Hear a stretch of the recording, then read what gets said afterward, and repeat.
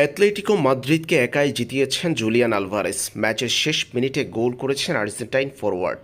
Atletico Madrid বনাম Celta ভিগোর মধ্যকার লড়াইটি draw হতে চলেছিল। নির্ধারিত ৯০ মিনিটের শেষ মিনিটের খেলা চলছিল। এ সময় গোলের দেখা পেয়েছেন জুলিয়ান আলভারেজ। আন্তোয়ান গ্রিজম্যানের কাছ থেকে পাওয়া বলটি ধরে গোল করেছেন তরুণ এই আর্জেন্টাইন ফরোয়ার্ড। নিজেদের অর্ধ থেকে আসা বলটি সরাসরি আলভারেজের কাছে বাড়িয়ে দিয়েছেন আন্তোয়ান গ্রিজম্যানের বাড়ানো বল ধরে গোল করেছিলেন জুলিয়ান আলভারেজ। আন্তোয়ান গ্রিজম্যান বলটি ভাসিয়ে দিয়েছেন ডি বক্সের ভিতরে।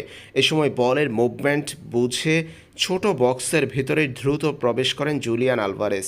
বল এসে পড়ে তার সামনে। সেই বলে পা ছোঁয়াতে ব্যর্থ হননি জুলিয়ান আলভারেজ। প্রতিপক্ষের গোলরক্ষক বুঝেই উঠতে পারেনি জুলিয়ান আলভারেজ কোন দিকে শট নিচ্ছেন। গোলরক্ষককে পরাস্ত করে নিখুঁতভাবে বল জালে প্রবেশ করিয়ে